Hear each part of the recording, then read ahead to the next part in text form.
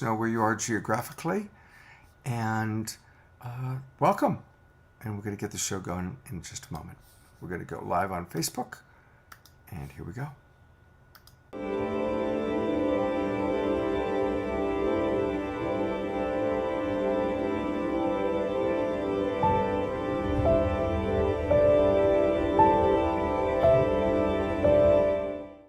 What if I were to suggest that you play a key role in the awakening world? And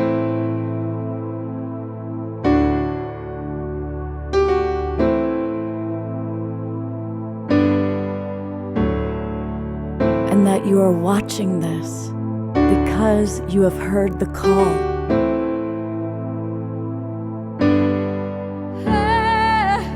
We can start right now by opening our hearts and minds.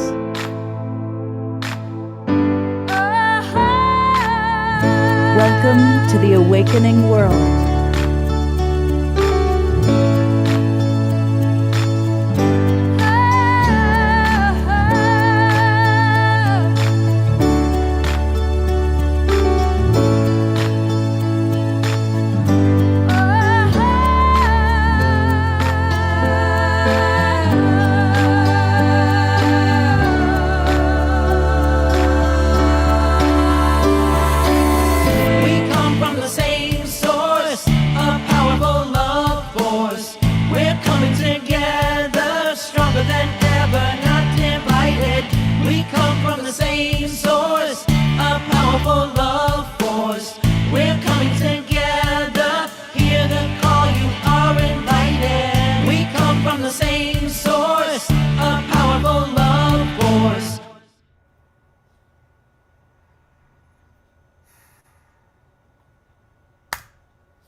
Welcome, everybody, to the Awakening World and our Sacred Sunday show. We've been doing this for over 2.5 years now, and it's a pleasure to have all of you. I want to welcome those of you who are in our Zoom room. Let us know where you're from geographically. It's always fun to see that. And likewise, for those of you who are watching on Facebook, first off, thank you to John and Summer Raymer and the Sign Network. You get us out to over 100 Facebook groups and pages. I also want to welcome all of our friends watching on Unify. And especially on Unify, it's fun because you often are from all over the world. So let us know where you are geographically. I'm going to do my best to track the questions coming in because today's show is going to be a beautiful show. We've got a powerful couple that I'm so impressed with that do some of the deepest healing work on the planet.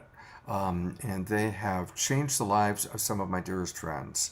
And so that's why I'm dedicating an entire Secret Sunday show to them. And I'm actually talking, I'll go ahead since I'm talking about them. I'm talking about Jonathan and Haika Hudson. And we're going to be hearing all from them for the next 90 minutes. And you're going to learn all about the powerful work that they do. I do want to invite those of you who are watching on Facebook or one of the YouTube channels. Come on into our Zoom room. It's a lot easier to interact with you, and we are going to be taking questions. We are going to have some interaction, and it's just easier if you're here, and it's free.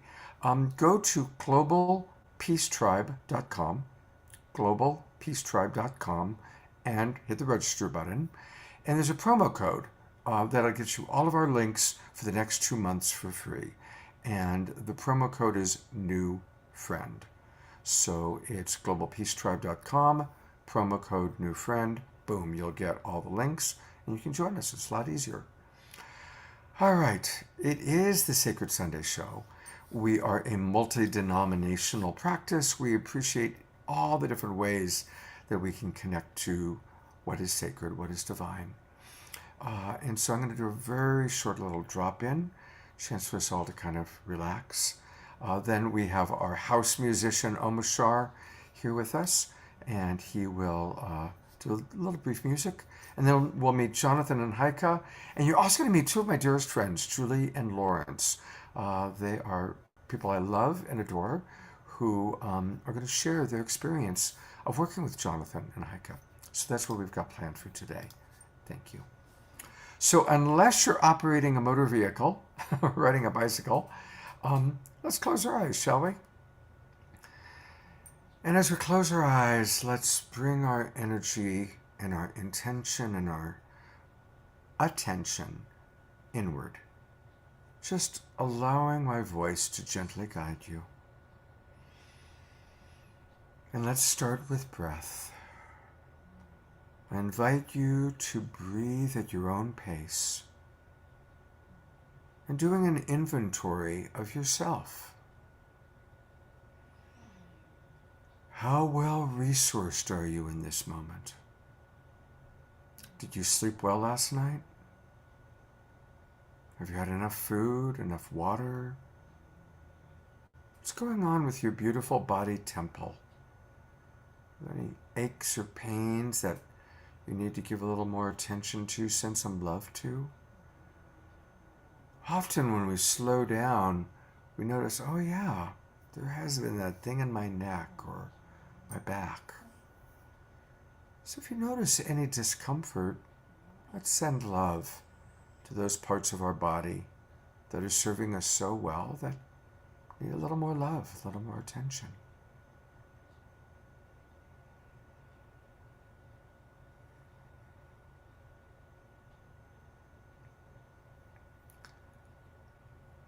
And in honoring our body temple, we remember that we are blessed to have this temporary life, this short opportunity to experience the senses, to experience connection. And I invite you to remember a beautiful moment in your life of intimate connection. It could be sexual intimacy or emotional intimacy. It could be a connection with a beloved of the human form. It might be a connection with nature or a pet. Or it might even be a connection to yourself or to divinity. But I want to invite you to remember one profound moment of connection.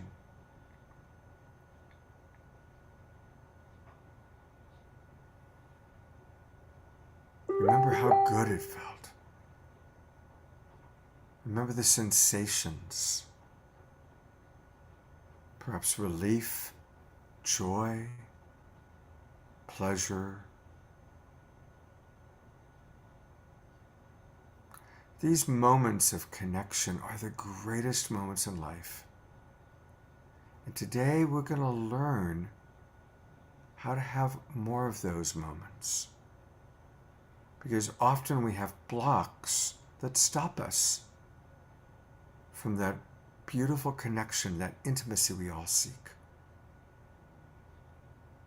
And so I invite us all to make a commitment to really pay close attention today to learning. And may we all pick up at least one tool, at least one practice that will help us to remove a block or to be more available for deeper connection. And I invite us now all to open our eyes and come back into the room. And as I put the spotlight on our beloved musical artist, Omashar, let's just continue to ruminate in the beauty of connection and maybe think about how you would like to have more connection in your life in preparation for meeting the Hudsons. Hey, Omashar, welcome.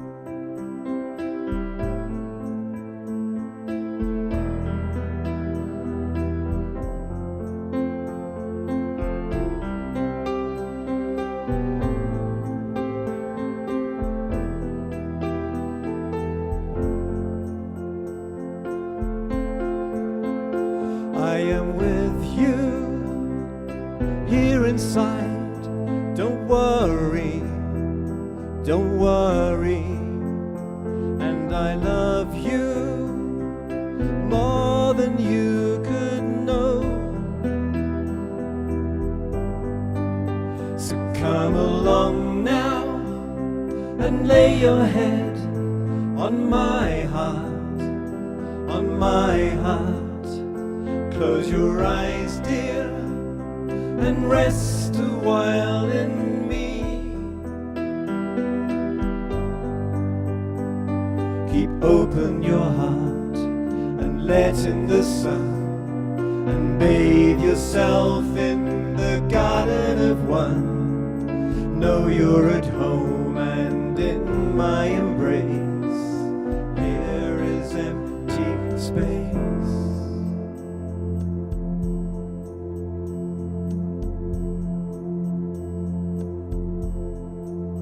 And now I ask you to take a step towards me, toward me. I can feel your longing to be home. So come along now and lay your head on my heart, on my heart. Close your eyes, dear, and rest a while in me.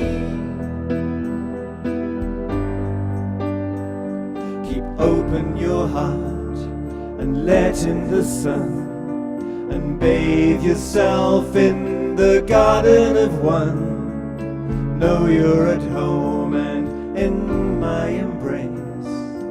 Here is empty space.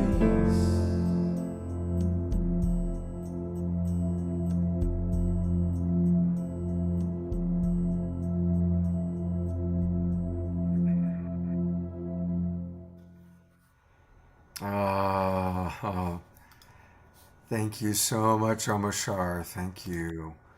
It's all Twinkle, our dear friend Omashar, who brings so much joy, so much beauty into our shows. Thank you so much, Omashar. Again, I want to welcome everybody, and I see that we've got people from all over the world with us. People from North America, Ecuador, Australia, New Zealand. And I am going to, throughout the show, read questions and even some comments. And before we meet the Hudsons, just briefly, a wonderful comment from Jeffrey Colebrook. Jeffrey writes, "Becoming aware of your awareness awakens the divine sense of infinite truth. We are born of the infinite. Loveolution is your inner guidance system to our awakening world. Wholeness and oneness are the infinite and eternal embrace." Thank you for that, Jeffrey. Thank you. All right.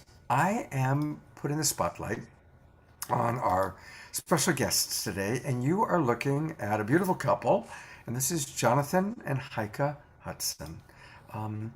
They've committed their lives to creating a new paradigm of relationships and sexuality. Their passion is to guide and educate men and women in releasing anything that is in the way of experiencing the closeness and depth that we all desire in relationships. And they've named their work Sex Extraordinary Living, kind of a combination of sexuality and extraordinary, sex extraordinary living. I love it. And it's the modern and healthy blueprint that they've created to help us to really enjoy life to the fullest. So welcome, Haika and Jonathan.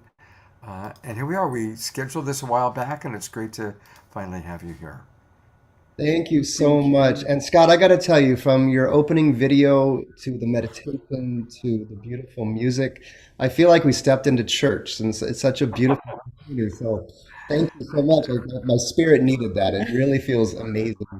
Thank you. Well, this is kind of a multi-denominational church for a lot of people, and we've got our regulars that come every Sunday, and it's the Church of the Awakening World. We'll call it that. Yeah.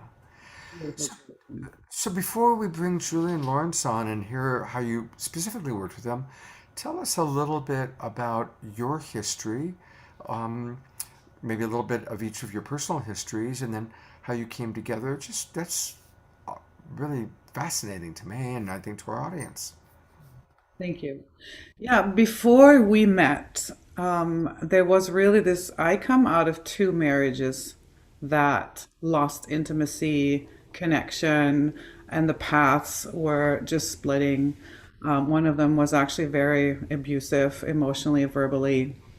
And Jonathan can share for himself, but came out of the same thing of how can we make relationships work, and how can we make them work in the long run after the honeymoon phase and all of that. And we didn't believe that that was possible anymore. And me, for sure, I was thinking there's no one that can match me where I can be myself fully. I always have to hold back. I cannot be all of me, and there's no one out there until I met this man who just totally is my divine complement. And we noticed that pretty much from the beginning. And my path was all about energy, like energies, spirituality. So I was the tree hugger, and I met him who brought his own pieces in. So literally we felt like spirituality meets sexuality, and what are we going to do with that? And then out of our experience, how can we share this with the world? Because what we are experiencing, we feel blessed every day, and we do believe that that's really how relationship, intimacy, sexuality should or could feel like, because it's pure magic. And so a decade ago, we started working in what's called somatics, which is we brought all of our gifts to the table of okay, how can we help other couples get the blocks out of the way, the things that people organically and naturally bring forward from childhood, from trauma, from parents, from siblings, from friends, from certainly from former relationships, and all the pains that kind of come forward. How can we develop a system that helps people heal that so that they show up to this new relationship or their current relationship with what we call fresh eyes? We like to wake up every morning and I want to see Haika with fresh eyes. And that means that who she was yesterday or who she was a decade ago, she's not anymore. She's always a different woman. But whenever we look at our partners as, and certainly carrying the traits of a former partner, right? Because some former pains, those are the kind of blocks that get in the way of deep, deep intimacy. And we noticed that, like when we came together, it's like, oh, here's my reaction, here's my trigger, and oh, that was my ex. Like really, like step by step to stay in our truth and transparency about what's happening right now with me, what is mine, what is yours, and how to unravel all of this. But then these reactions, these overreactions that really rise from the body, and it's so intense that the mind just goes blank, and we're just here. And to really take these and say, okay, where and how do I move this, which is part of everyone can do this in their own little way, to just really become honest with, okay, I'm not supposed to be angry, and it's not about you, but here it is. You're angry. What am I going to do with that? I love that. And you two are such a model for me of a very healthy couple. As a coach, and as you know, I've coached about 1,000 couples now. The difference between, oh, this is my father's stuff coming up. Oh, this is my whatever stuff, versus you make me so angry. And it's so beautiful to be in a coupleship where when the triggers happen, we get curious and we self-reflect as opposed to going into blame, shame, or judgment. So thank you for modeling that, and thank you for the work, because it's a lot of work to do that, to learn how to do that.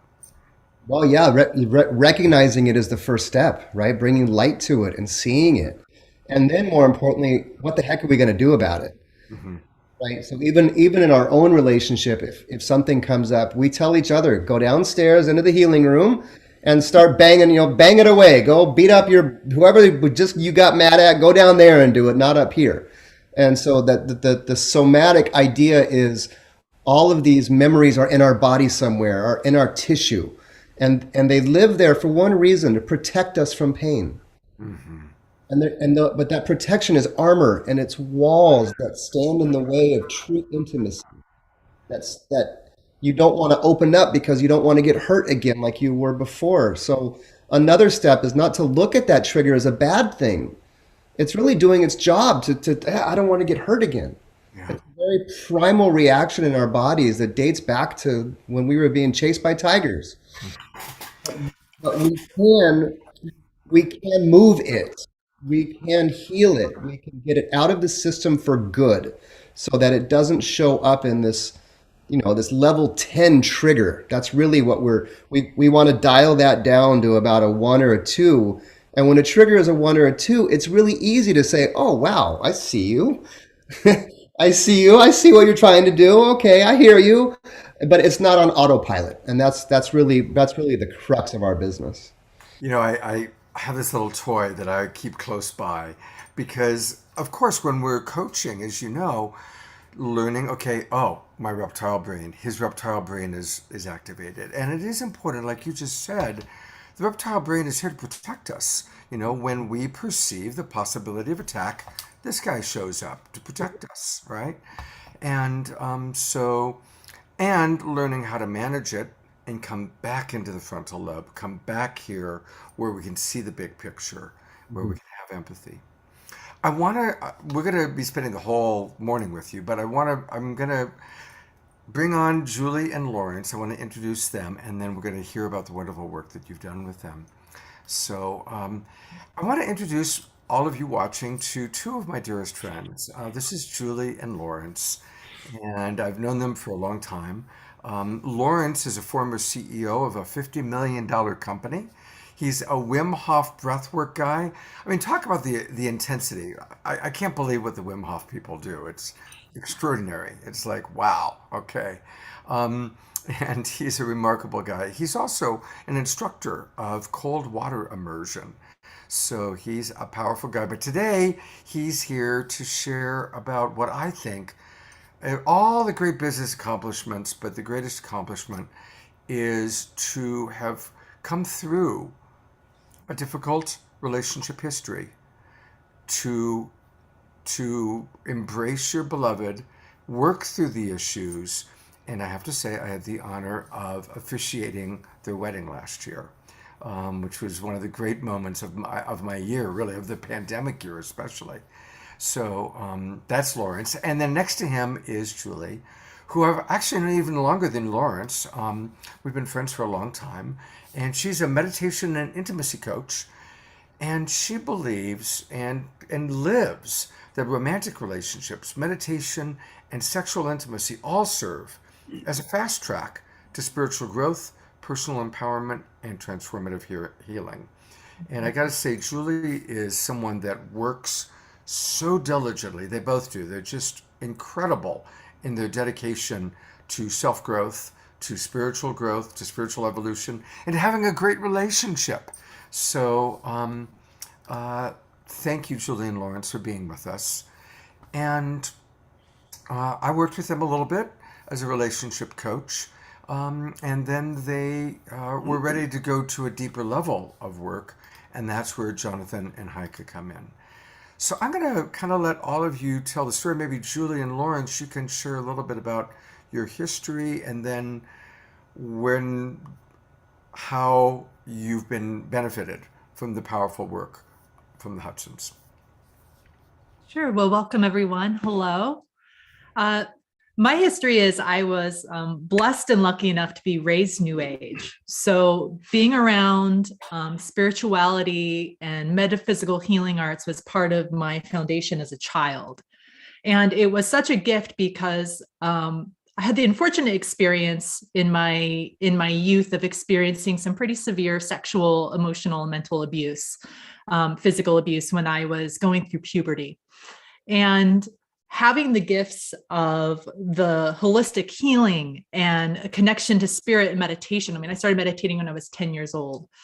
Actually was probably one of the greatest gifts my mother and grandmother gave me, because access to spirit and meditation allowed me to survive a lot of the abuse I experienced when I was a child.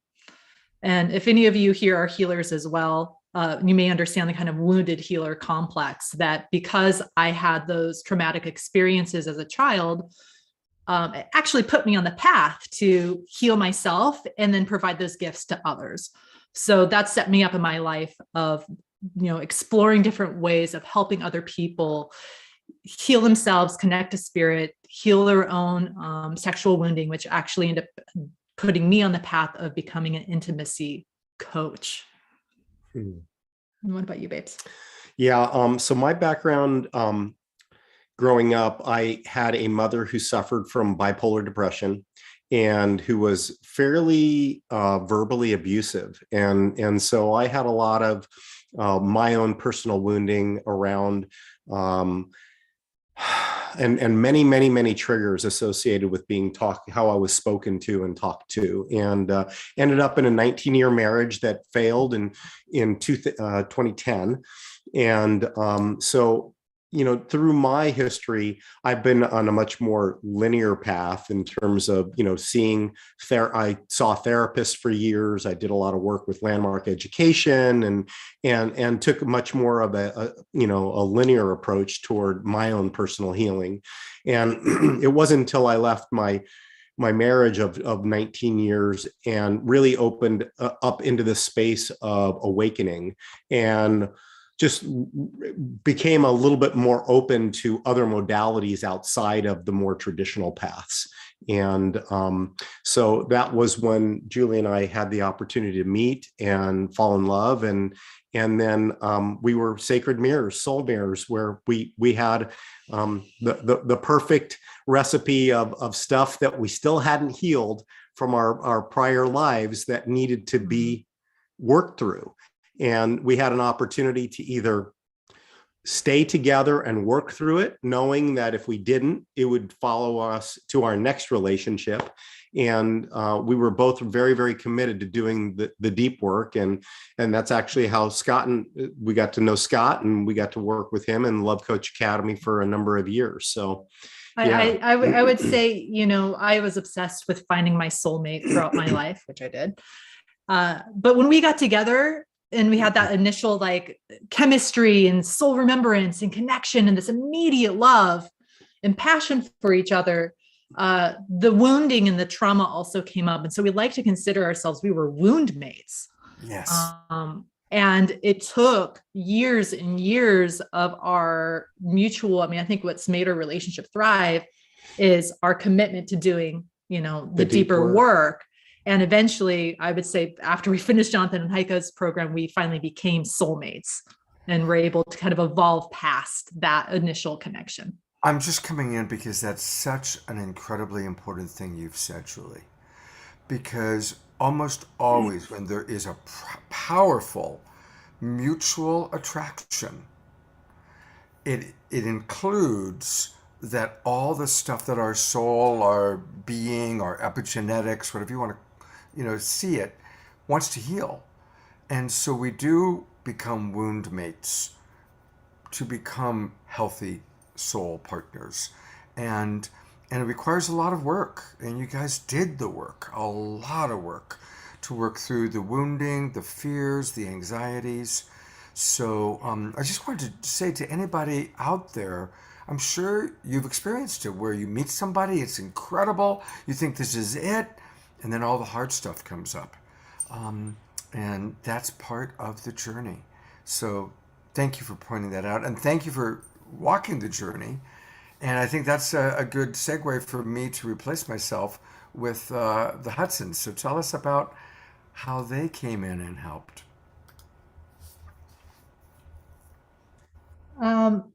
So I personally knew the Hudsons through the relationship coaching community.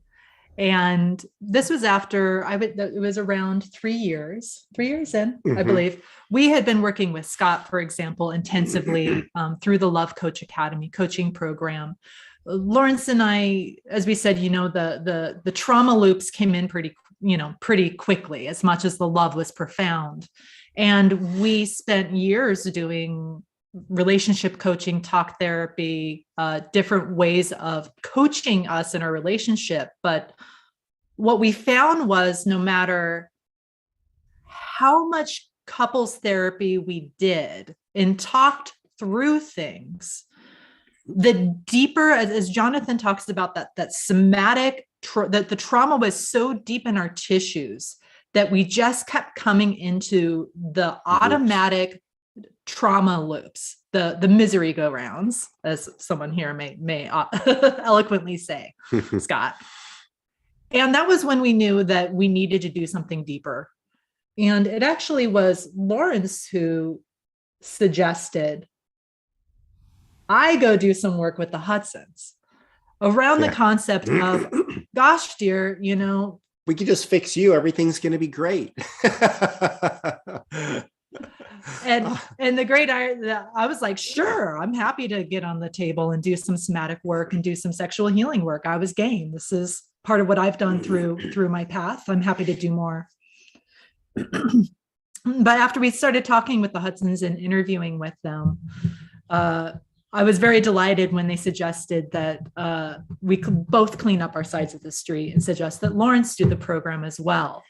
And I think it was a bit of a surprise in the sense of, you know, my husband isn't coming from classic sexual trauma and abuse that you would see on the surface like I was coming from that history.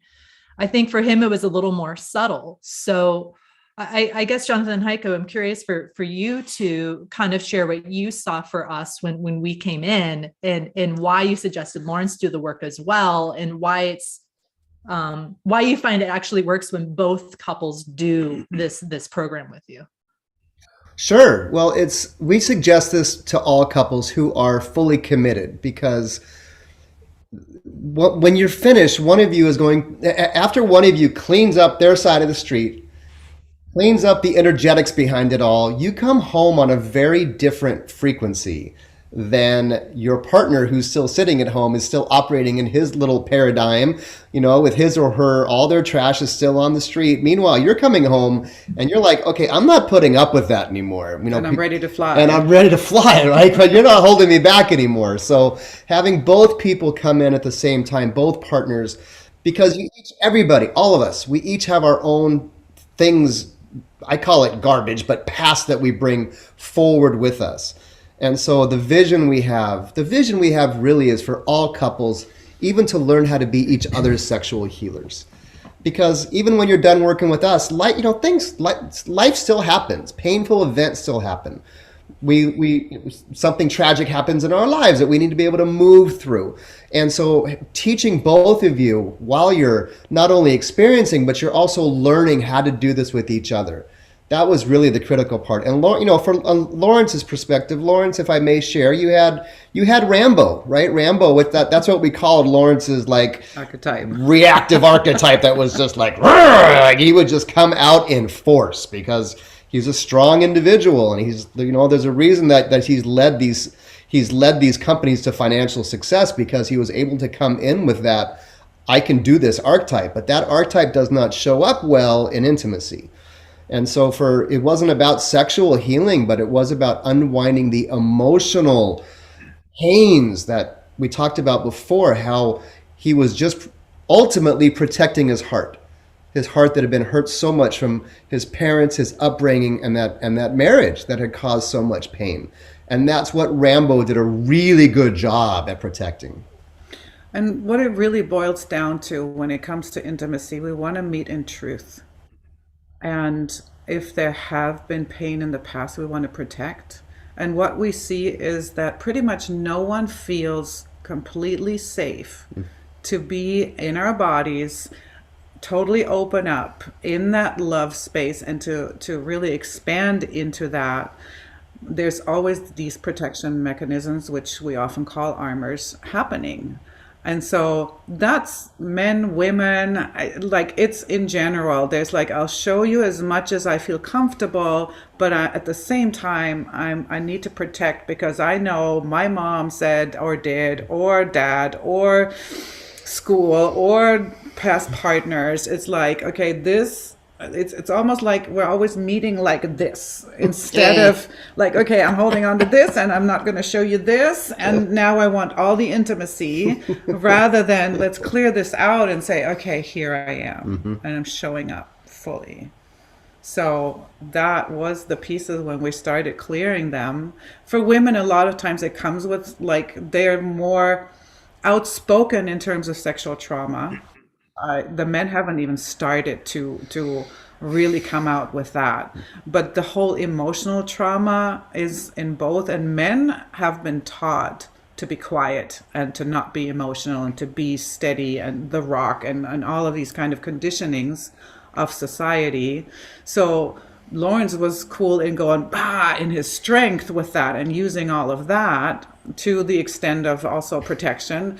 And, as women in general, it's more like, okay, I'm gonna be more quiet and inward and kind of close up more. So it's always fight or flight, and that's trauma responses, right? The mechanisms that are happening when we don't feel safe. And it's almost like asking the whole group here, who really does feel safe to be themselves, to open up fully, and to be fully expressed.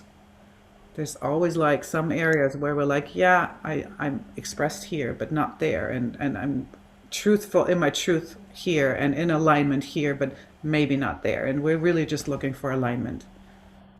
Body, mind, soul. So here's a question for you.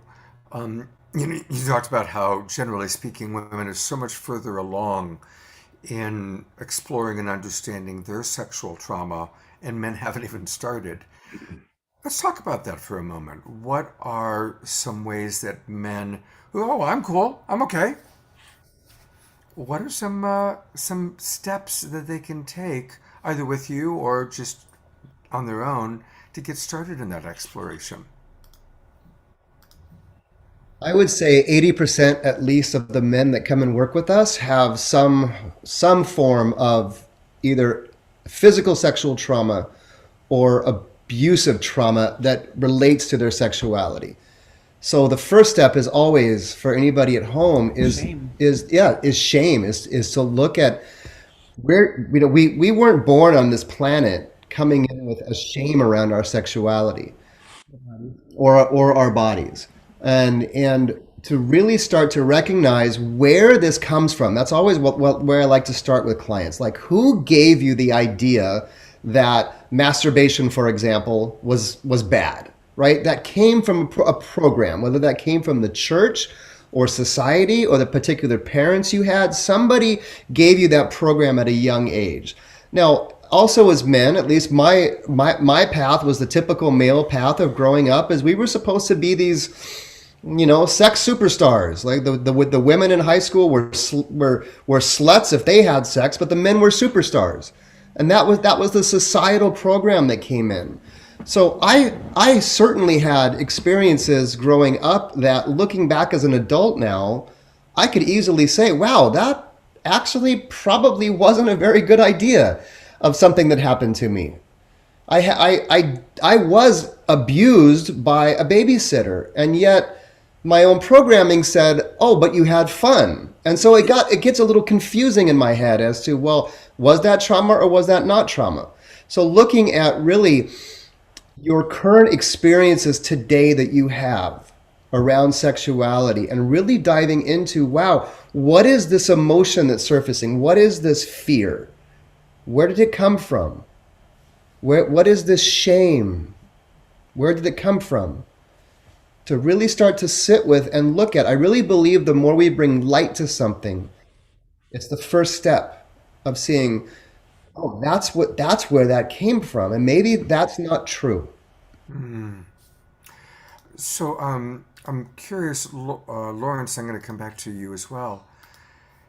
Is there an example you feel comfortable sharing that they helped you to uncover within yourself? You don't have to get too specific, but as a man that has taken this journey, is there anything you can share about that? I mean, I guess the thing that I would say, because for me, not so much of it was sexual trauma per se.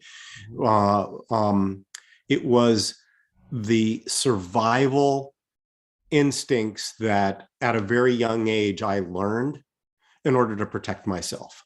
As a little boy who's being verbally abused by their mother, as an example, you could either go inside or you could become bigger than you really are in order to protect yourself. And, so much of my pain was if I was ever spoken to in a specific tone of voice by a woman, that would show up for me.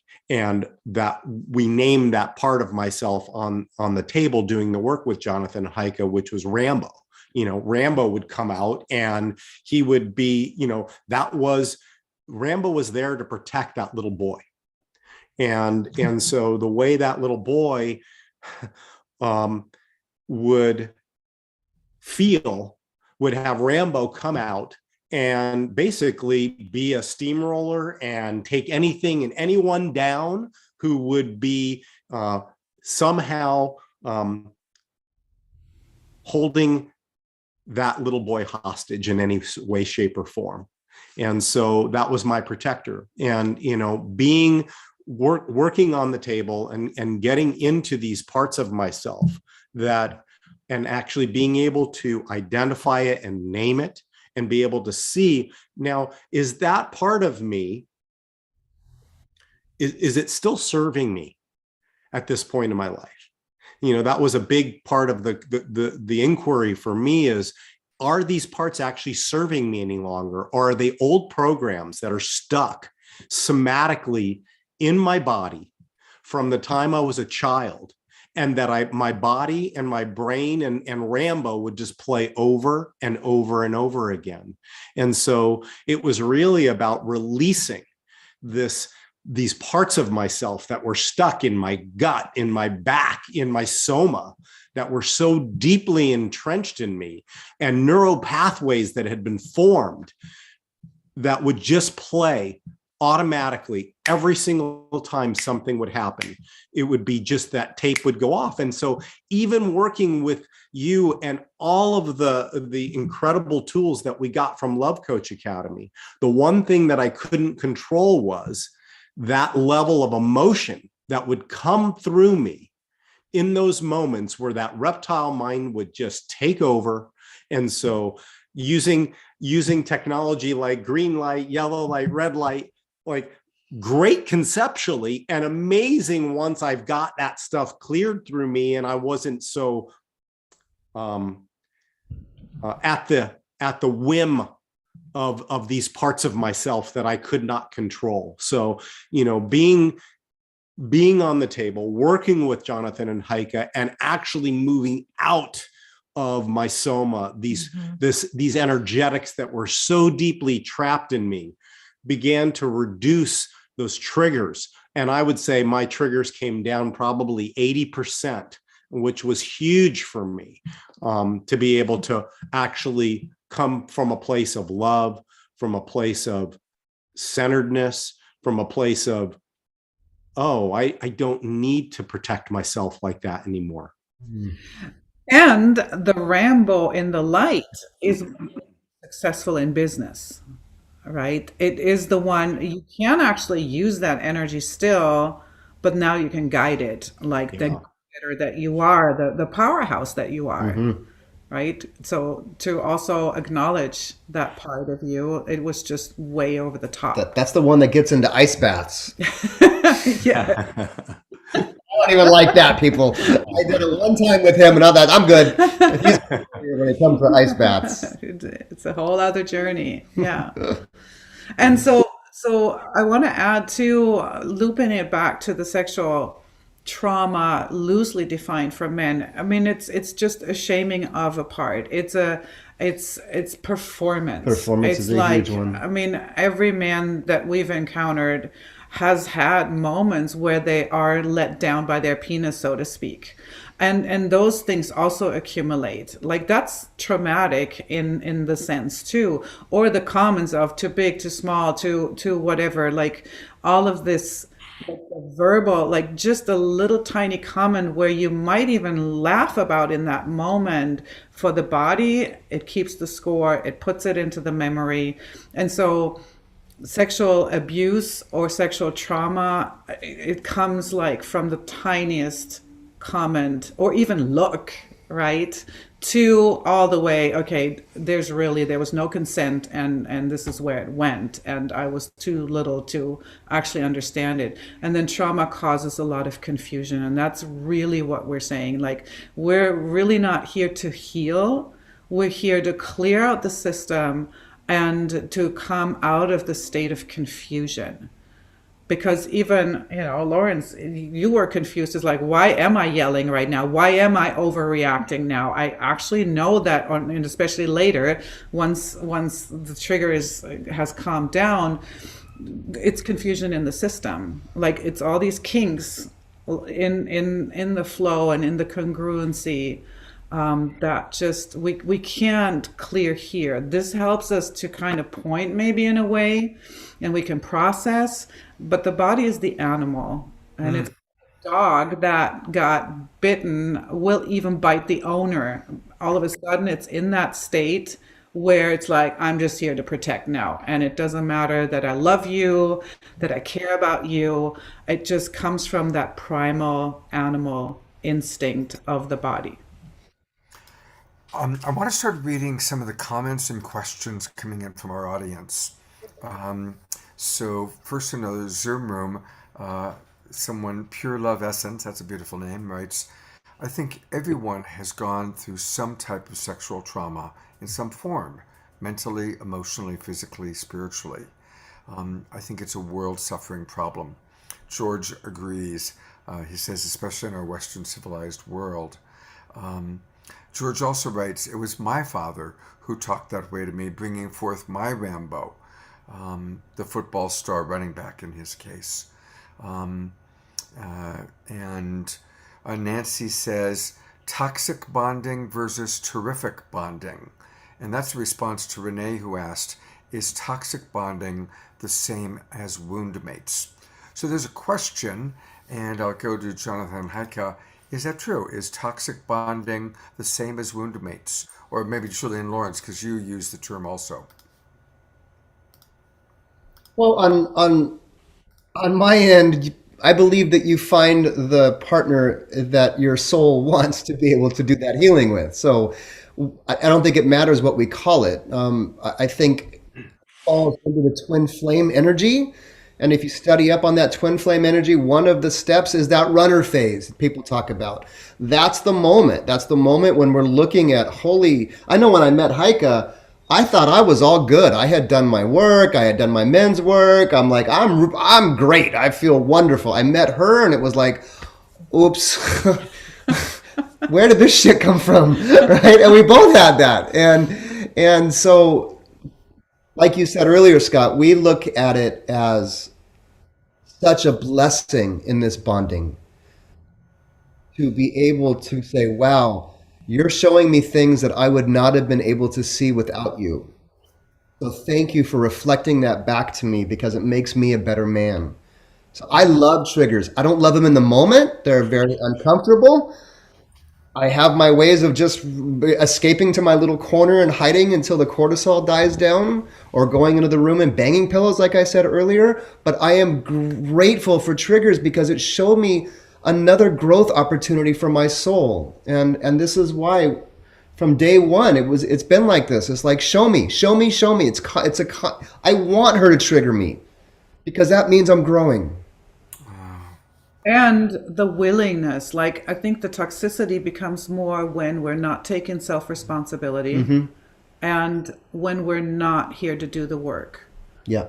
We see it often in relationships. One is really willing and committed to looking and using it as an opportunity for personal growth, because all of your stuff will be magnified in a relationship. That's the biggest reason for a relationship. And in the bedroom, even more so. Like those are the areas where we can do the best personal growth, and everything will be pointed out. But if one partner, and I've seen this in couples, and this is true even when we're interviewing clients, if one partner is not into the personal growth, they're really going into these places and wanting to do the work, then it becomes really tricky. It's always both people being there, showing up fully committed to look at everything and turning over all of these stones and say, okay, here it is, what are we going to do? And we're going and we keep moving. Mm-hmm. Well, I would add that probably one of the biggest blind spots was that when you're in that trauma loop or toxic loop or wound mate loop that we so often get in with relationships is that there is this underlying addiction, physical addiction in the body to those negative emotions. And as a spiritual person on this path of personal growth, you're not thinking that. You're like, I'm committed to growth. I want to get over this. But what the somatic work does is it actually gets deep, deep into, again, the soma and actually addresses the addiction that's going on in the brain chemicals to us fighting all the time. And it does not make sense logically. We both wanted to heal this. We did not want to be in the pain and trauma. But I know Lawrence talked about being a norepinephrine addict. And I found this was the biggest breakthrough, was that I was totally also stuck in being the victim. And there was a payoff emotionally for it. So when we can get to the point of really getting real with that part, I know for us, and we actually ended up doing 2 rounds of sessions with Jonathan and Haika, because we were both so stubborn and so hooked to the chemicals of fighting and defending and being wounded and being right, that it actually took, I know for me, kind of jumping to the end of our session work, it took me breaking that addiction and taking a stand for myself and setting a boundary at the risk of losing it all. We got to the point at the end of our session work where our relationship was, we were on a crossroads. And it took me finding the courage to finally love myself enough to break the loop, knowing I'm willing to change and evolve, let's say, and I may lose this relationship. If one of us, we're talking about if one person grows and the other doesn't, we were both willing, but we were stuck. I finally had to break loose and be like, I'm going to stand for myself. I'm willing to risk the biggest love of my life because I'm going to stand for love. And that is self-love. And that is what unhooked the trauma loop. And as soon as I unhooked that and said, I'm going to stand for myself, I'm going to stand for love, even if that means losing us, because I love myself that much. And as soon as I loved myself that much was when my beloved, and maybe you can speak for this part, but my beloved literally got on one knee. And after 4 years of being in a relation, we finally got engaged. Yeah. Yeah, I think it was the recognition on Julie's part to be able to also look at me with a new set of fresh eyes, because part of her hesitance was, well, let me see, is this really real? Or did you really transform parts of yourself? I need to kind of see it, and so it wasn't. We finished up the program in October, November, and it was, we got engaged in March. But there was a period of time where Julie was kind of, her radar was up. It was like, okay, I got me now, and have you actually made some modifications in who you're being as well? And that was a big thing for Julie, was to really look at me and evaluate and look at me with a set of fresh eyes to look into, has Lawrence really done the deep work? Has he really moved parts of those parts of himself that don't serve him any longer? Because it's one thing to pay lip service to it. It's another thing to have it show up in actions. And the things that used to, trigger me, and the way she would speak, it wasn't even about what she would say. It was about how it landed in me. And coming back to this whole concept around, the addiction to the old chemistry. And, could I actually shift that addiction? We got some music playing in the background here. I'm trying to find whoever that is. Please mute yourself. I'll try and find who it is. Hang on one The second. angels are singing. Um, I think it's this person. Okay, I got it. All right. And a reminder to everybody in our Zoom room, please keep yourselves muted because we want to hear every word. Go ahead, Lawrence. Yeah, I just, again, I think it was, for me, it was the recognition truly that I was addicted Mhm. for so much of my life to norepinephrine, adrenaline, cortisol, these chemicals that at a very young age, would dump into my body and, create the reactions that they would create within me. And at a very young age, I realized that negative attention was better than no attention. And so, from dealing with the stuff I dealt with my mom as an example, and I did years and years of talk therapy. I worked through all of the emotional stuff, but again, so much of that was trapped in my soma, in my body at a cellular level. And it was not only my stuff, but I would even save to say that it was generational. Mhm. So much of this has actually been passed down at a genetic level in our DNA from trauma and years and generational trauma that moves through. And it's like, okay, are we willing to do the work to clear that out and open our new pathways up and become addicted to things like oxytocin, serotonin, dopamine, things that actually provide us a completely different experience, a much more healthy experience, a much more loving experience. And I think that was, for me, at the end of the day, it took those months of Julie being able to witness me and see that, oh, wow, he actually really has moved the needle. He has changed, and was open to the possibility of us then stepping into a completely new relationship with new, fresh set of eyes. Yeah, we like to just to wrap that up, that kind of that old relationship ended. Like, we did break up and we separated energetically, Right. and our new relationship started after that day by seeing each other with fresh eyes. That is probably the biggest relationship tip we could share in our breakthrough, of truly seeing each other with new eyes and allowing the other person to stumble sometimes and make some mistakes, but focus and look for, oh, but you picked yourself up quickly this time, instead of like the old addicted victim mindset being like, see, you made a mistake again, I need to protect myself, versus like, okay, but look, you recovered. And so I'm gonna start watching those things and offer grace and offer compassion, because we're both growing, we're both evolving, and to see each other in new eyes. I'm loving everything you're saying, and I'm really, that last piece, Julie, is so important. Finding that balance of when the other one does stumble, not going into, oh, you didn't really change. And, one of the things that, a term that I like to use is, what are we collecting evidence for? Right?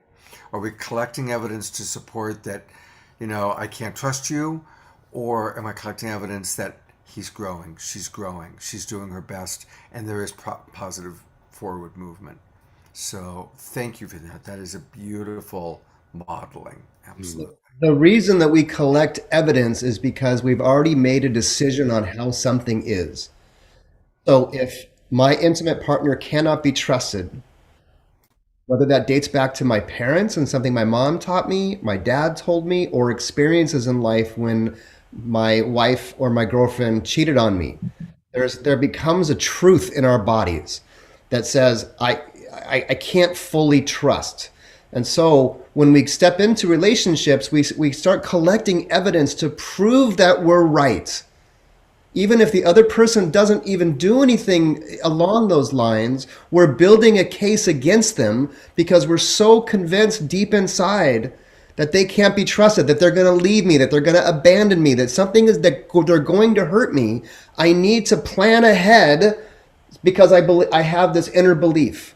And so when we unwind the original belief, when we heal that, when we allow that to somatically move out of the body, that it's not a belief in our system anymore, then we're not out to prove it. We don't have that energy to be building a case against our partner. You were going to say something? All of this, and then Julie also said something around like stepping back, not having this relationship to move forward for the sake of being in relationship and love while something's off, like self-love. And I know this show and Scott is so much about this too. Like, you have no power of your experience without self-love.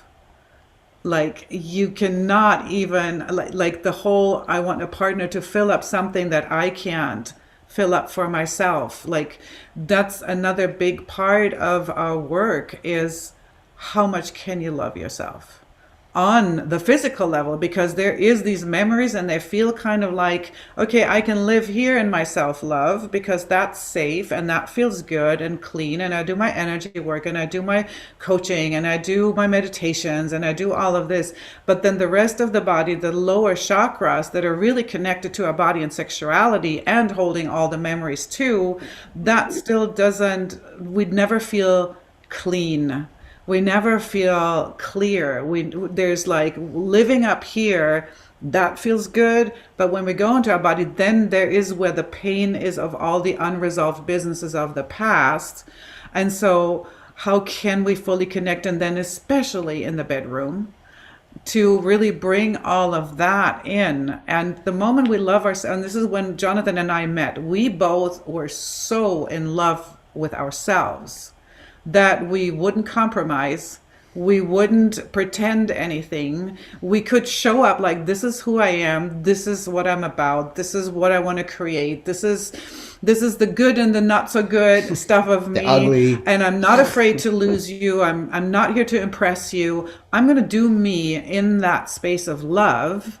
And do we match? Like, are we going there too? And then can we love each other even more up and create that third entity in our relationship of the big love bubble?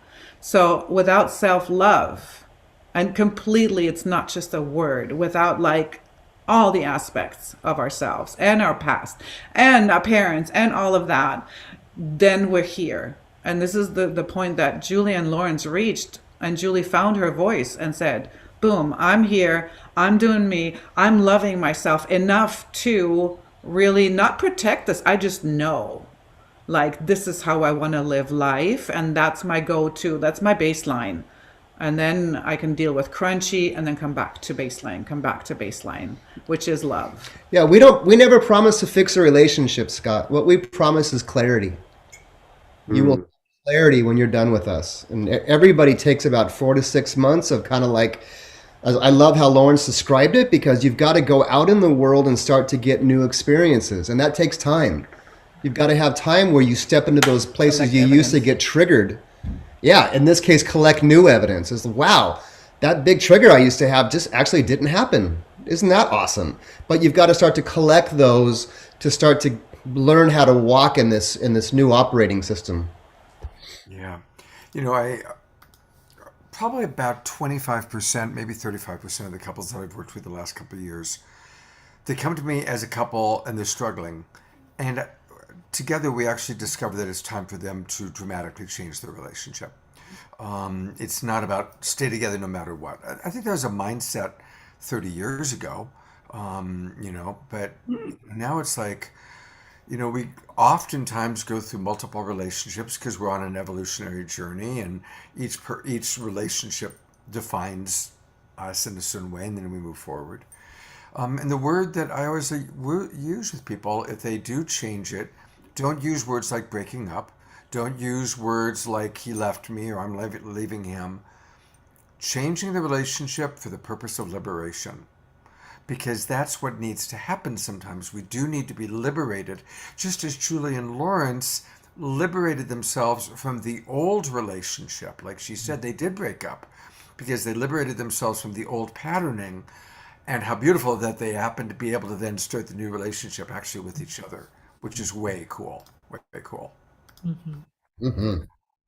I got a question. I want to go to our Zoom people, and I mean our Facebook people in Unify, and there's. I want to start talking a little bit about people that are watching the show that are single. We've talked a lot about couples, and both of you are beautiful examples of couples. I've already made a note of some of the couples I work with. I'm going to send this video to watch. Yeah. But coming from Doug says, this is on Unify, I'm loving being celibate. My friendships are more genuine. Thank you, infinite oneness. Charity then added, I find that's a good thing. I was celibate until I found my true divine partnership. So what would you have to say to our friends that are single who are watching this show about the work that you do and how it can help them? So you mentioned celibacy, so that would get me into another track.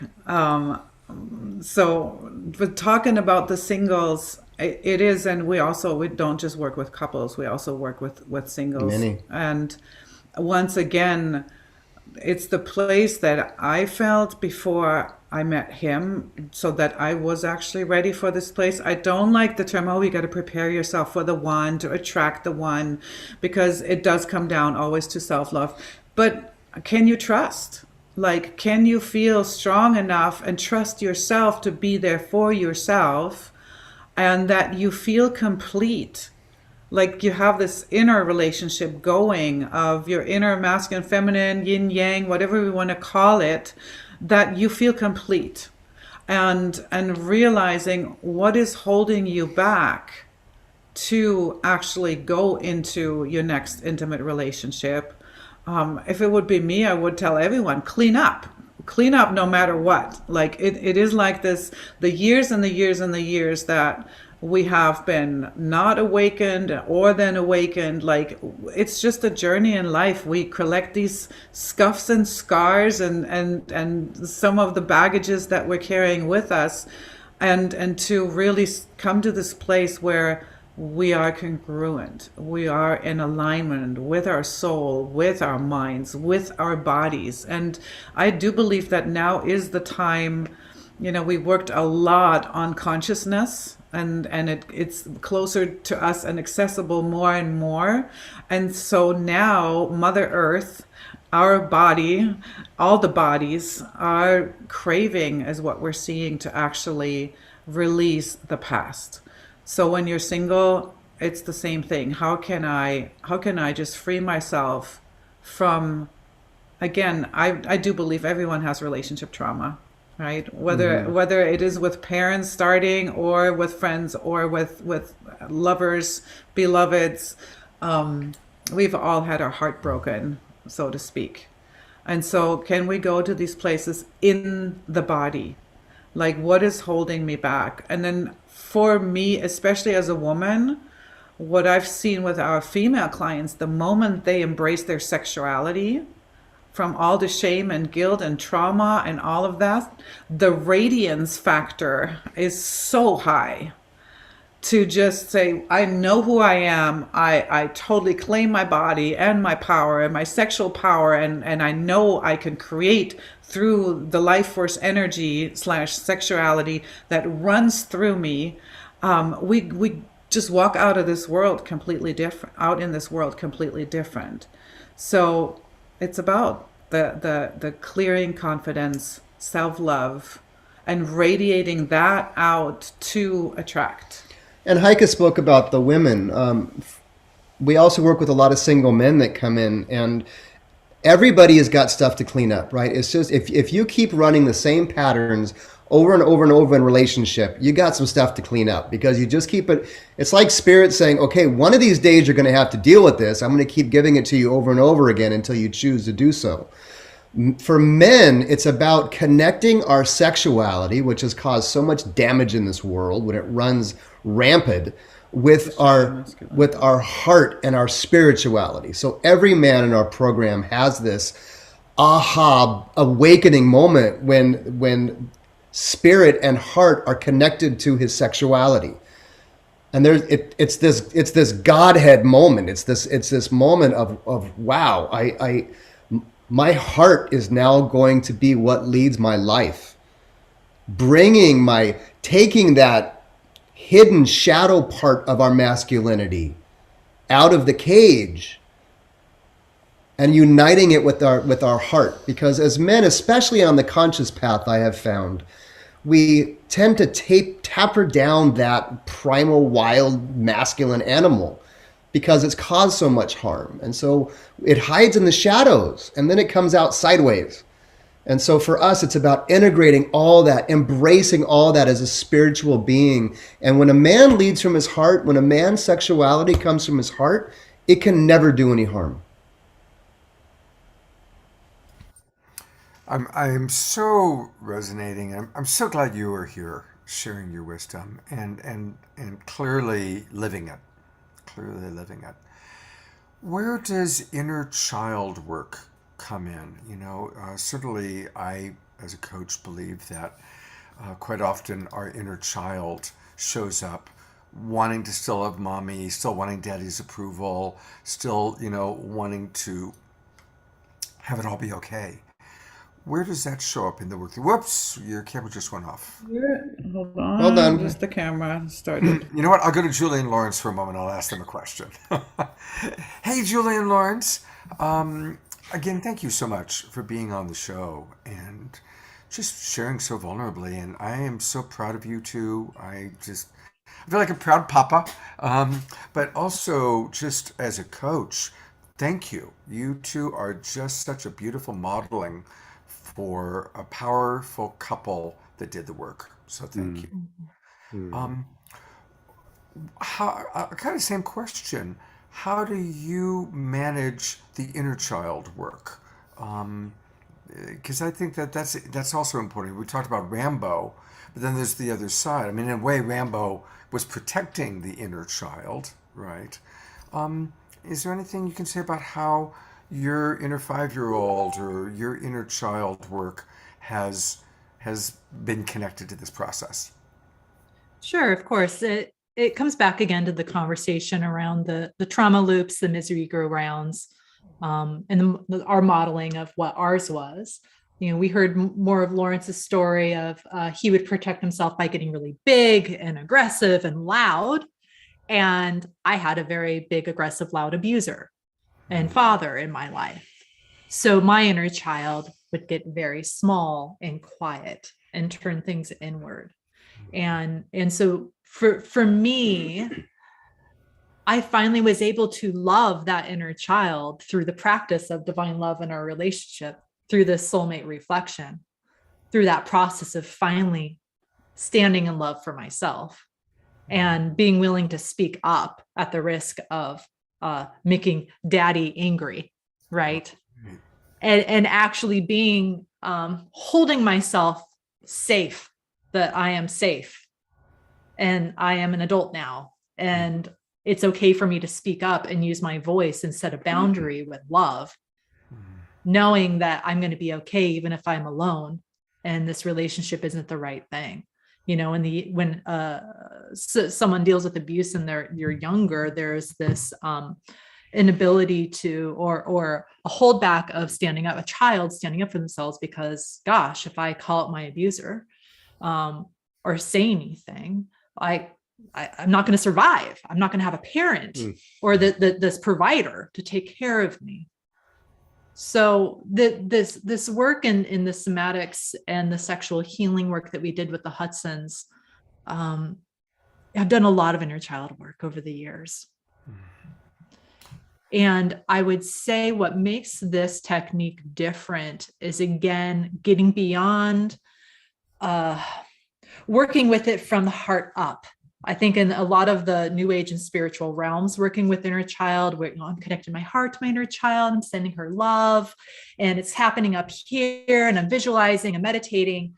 But what the Hudson method does in the somatic work is we actually go back down into those lower chakra energy centers, the survival centers of safety and security and love and survival, and actually work with the inner child down here on this primal root level.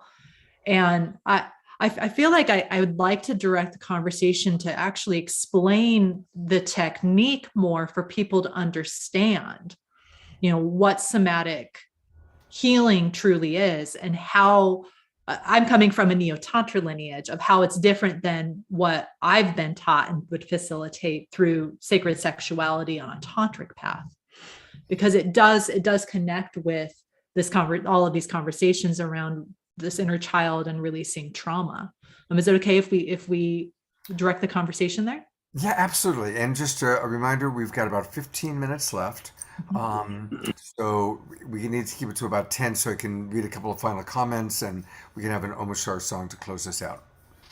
Well, and this is before the camera, kind of. We were there listening the whole time, and so much of the somatic work is about inner child, and it is about the most imprinting time in our lives are from even the nonverbal stage of little babies to 5-year, 6-year-old is like we're kind of under hypnosis in that time. So everything comes unfiltered, unjudged into our system, and this is truth.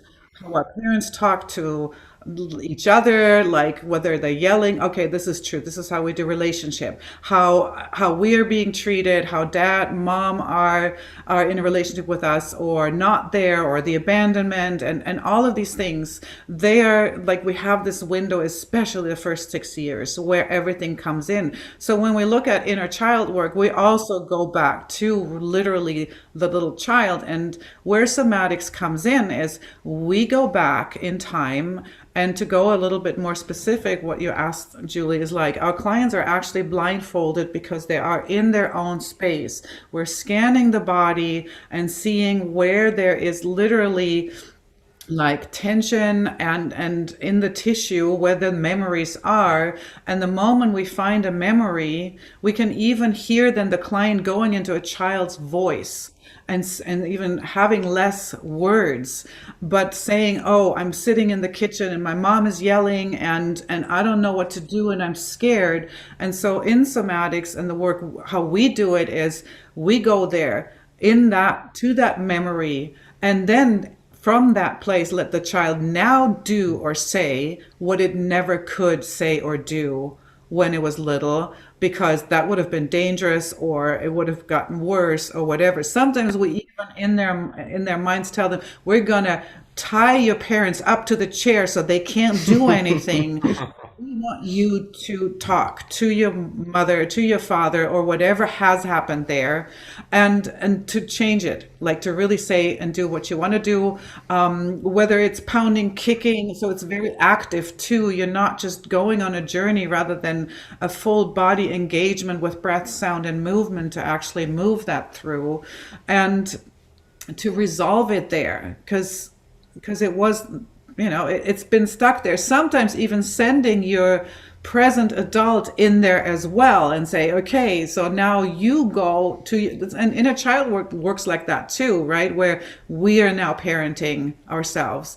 But in the moment of the whole body getting to do the things we couldn't do is so important. And sometimes it's like us as practitioners even holding the client then as the mother and father. So whatever the body actually needs is being addressed. And this is how we heal sexual trauma, whether it happened in childhood or adulthood, is we go back in time and basically recreate the fight or flight moment and then do something about it. And this is where our modality is very different than somatic experiencing or other modalities out there that tenderly touch in.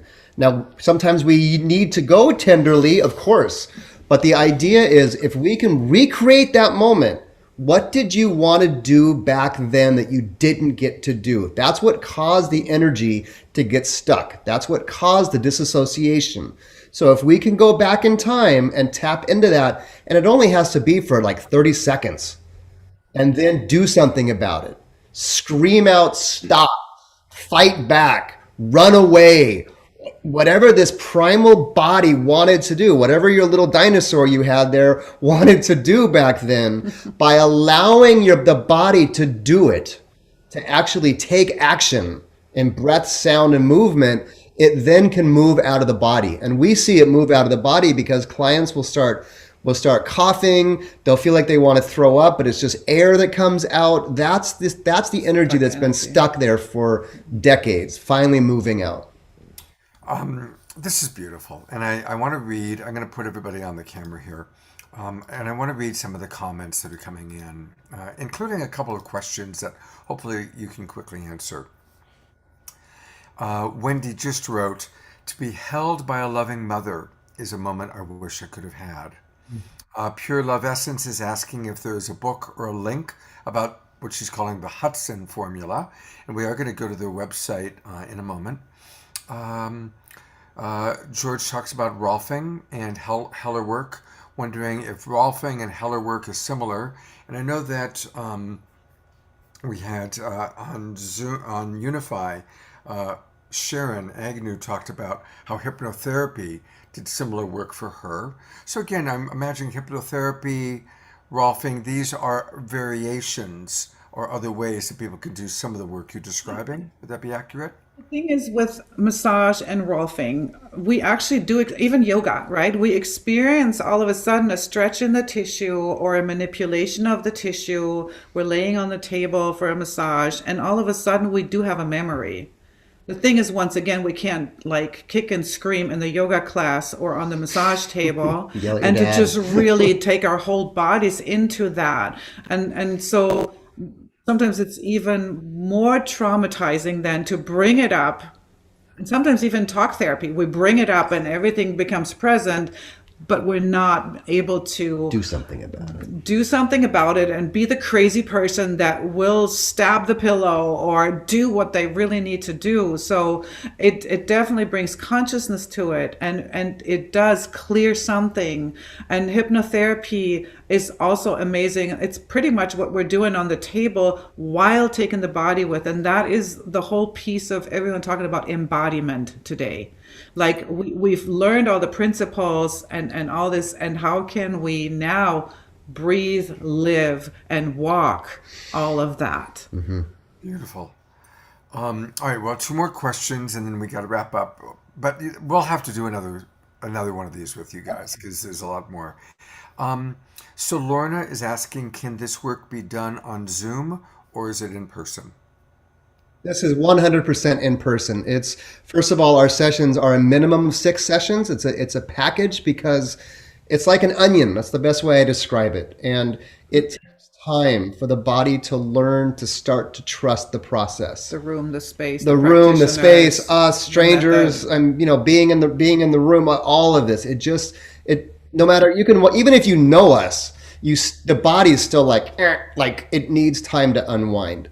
And our hands are on the body. When my hands are on the body, I'm looking for, where is that fascia wound up tightly? Where are those deposits? So I need to get my hands on the body so the memory can fire in the brain. That's how that works. Okay. And they are located, by the way, in Southern California. So if people want to do work, I'm going now to your website. Let's go ahead and go into that part of it. So you do provide, though, of course, an exploration call. Yes. And so their website, again, is sextraordinaryliving.com. Sextraordinary. So it's basically extraordinaryliving.com with an S at the beginning. That's one way of Extraordinary, yes. Or you can just Google Jonathan and Haika. We're all over Google. All right, well, that's good. And so what happens in an exploration call? I come and boom, it's a 45-minute call with one of you, yeah? Right. Yeah, it's one Haika- of me. I usually work with the women or have the call with the women and Jonathan with the men. And it's really, our work is very, very deep. So in this call, we want to know actually what people have already done. Like Julie mentioned earlier, she's done all the work and she's been in all the places. And that's actually important, because our work is a combo of somatics and sexological body work and shamanic and hypnosis, NLP. And so and it's two practitioners. We both are in the room at the same time, so you got to be ready. And we're not just wanting to sell people into a program, rather than this is a rebirthing. This is a very deep, profound work that clients are experiencing when they come to us. Beautiful. Well, I think we've, definitely heard that enough to where I hope some of our people are going to reach out to you. And thank you for, again, being on the show. I'm going to go to Julian Lawrence for a moment because I do want to acknowledge that if anybody's interested, Lawrence, tell us a little bit and I'm learning this about you. I knew you were doing Wim Hof, but I didn't know until today that you're now an instructor. So tell us a little bit about that. Oh, thank you. Thank you, Scott. About 3 years ago, I started on a journey to, I found wherever I have fear in my life, and I was the last guy who would ever get into cold. That was something that just scared the daylights out of me. And so I took it on as another challenge in my life and recognized that there are tremendous benefits for your immunity, your cardiovascular system, your mental state and clarity, reducing depression and things like that. So a combination of doing, breath work as well as cold water immersion releases some very, very powerful, good chemicals into the body and is extremely healing. And it calms that monkey mind down pretty incredibly. So, yeah. So I teach that here in Southern California as well. And how do people find out about it? They can check out my Instagram at theCEOyogi.com or at the CEO Yogi. At the CEO, the CEO Yogi on Instagram. Yep. Well, I've got to go check that out. Yeah. That's beautiful. And Lawrence has this amazing partner that we've been meeting, Julie. And I've known Julie for years, and she's a brilliant coach in her own right. Probably you can tell by the way she expresses herself. Julie, her website is her name, julieavena.com. That's JULIEAVENA.com. Julie, tell us a little bit about kind of your demographics, who you're working with, and what you really enjoy doing right now. Yeah, my passion is to work with couples to make their love life juicier again. And so I love teaching couples how to create intimacy rituals, combining meditation, yoga, laughter, erotic practices, and so forth in a really fun, playful way for couples to spice up their love life. And then I also work individually with women as well. I'm very, very dedicated to helping women rise into their sexual power, again, using meditation and yogic practices in a more modern, fun, playful way. And if you go over to the free meditations, I have a really fun gift for couples, for lovers there. It's a guided meditation. So you can use this in your date night. That's something that Lawrence and I really love teaching couples together. We work with couples as well around the importance of creating a date night every single week and being committed to intimacy practices. It doesn't mean having intercourse and sex. It just means you have a ritual and you get together and you do different intimacy practices and meditations and touch rituals to create connection. And that is a key to lasting yum and love in your marriages and relationships. Yes, yes, yes, and yes. So everybody please go to sextraordinaryliving.com and julieavena.com. Make sure that you register so you can keep track of what they're all doing. And I'm going to bring on, thank you, both couples. Thank you so much for the wonderful work you're doing.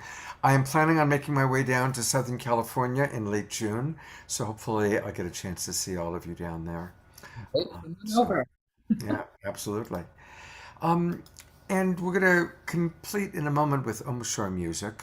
So it's a nice way to complete, but a couple of thoughts. I want to just remind everybody that next weekend on The Awakening World, our topic is listening to the soul, empowering our purpose in life. And we're going to be collaborating with the Global Coherence Pulse people. Jennifer Hill and Teresa Collins will be co-hosting with me. And of course, always on Friday nights, my partner Trish will be co-hosting. And we've got some really wonderful presenters next week, including Jude Curvin, who's brilliant. And as always, on Saturday night, we've got great music. So do join us next Friday night, Saturday night, and Sunday morning as we focus on this topic. It's an important topic. And then I always like to close by reminding us that we can make any moment sacred just by choosing to see the divinity in ourself, in the other. Very much what Julian Lawrence was talking about shifting the program and not seeing the other as an enemy, but really practicing seeing the divine in all. And I always encourage us, let's make a commitment to do that for today, for the week, just doing our best to see things through the eyes of love. Thank you, everybody, for watching. It's been a powerful show, and you can always go back and watch this show in many ways. We've got a great YouTube channel. Just go to YouTube, put in Global Peace Tribe, and you'll find hundreds and hundreds of shows. I've hosted 400 shows in the last 2 years, so they're all there. Or you can go to Love Coach Academy and find them there. You can go to my profile page. It's pretty easy to find us. All right, I am going to Omashar to close this out. What you got for us, pal? Wow, what a beautiful, phenomenal, awesome show. Thank you so much. Haika and Jonathan and Julian Lawrence, you've touched my heart, and I've been without a partner for quite a few years, and I'm just getting used to myself becoming a sovereign being, and so the tools that I've gleaned from this show, I will go back and re-watch. So anyway, thank you so much. The song I have is called What More Can I Be Than What I Am, which is basically about returning to your sovereignty and shining from that place. And so thank you, Scott. Thank you, everybody. How awesome. I'm so blessed. Aren't we?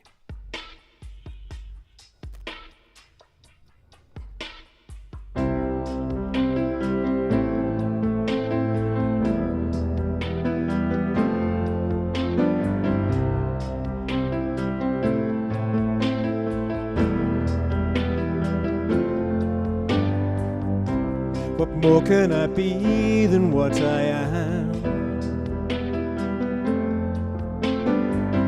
Though it's taken some time to clear these clouds from my eyes.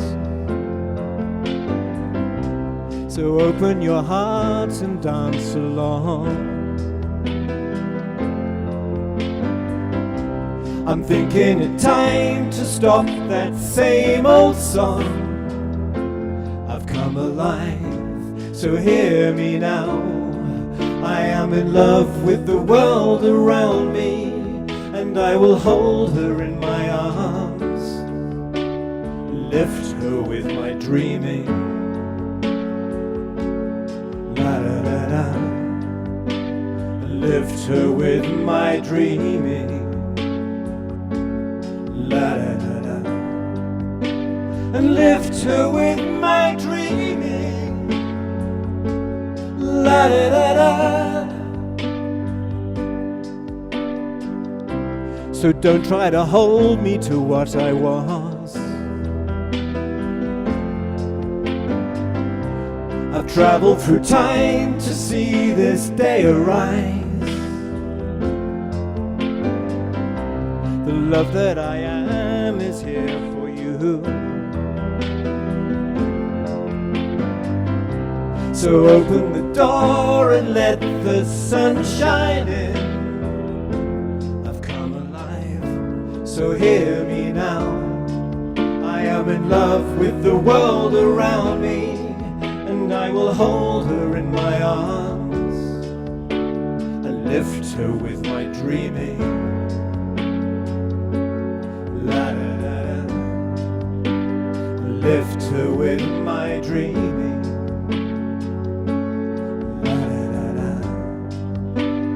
Lift her with my dreaming. La da da da. What more can I be than what I am?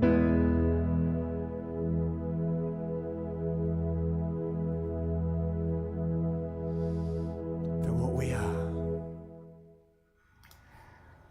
What a beautiful closing message for what's been a really beautiful show. Thank you, Omashar. Thank you, Jonathan and Haika. Thank you, Julian Lawrence. And thank you, everybody, for watching. If this show is as valuable as you say it is in the comments, share it with your friends. Pop it on your Facebook wall. Share it out. That's a good way to help us grow. Thank you, everybody. May you have a beautiful and sacred Sunday. See you next weekend.